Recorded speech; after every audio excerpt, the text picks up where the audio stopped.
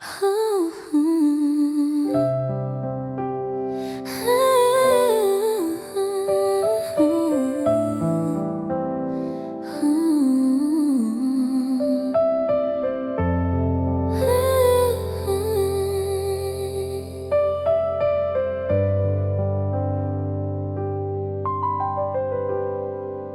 mga panahong lumuluha ako ng palihim, sa harap mo ako'y ngumingiti, pero mga mata'y manimdim. May mga sandali pala naramdam mo kung gaano ito kalalim. Yayapusin mo ako at sa bisig mo'y papakalmahin.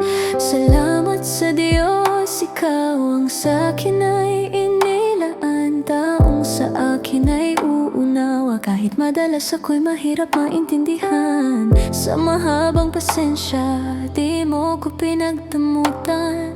Pinaparamdam mo lagi na wala tayong sukuan. Salamat, Rabbi, mahal na mahal kita. Sa maraming bagay nakakaniig ka.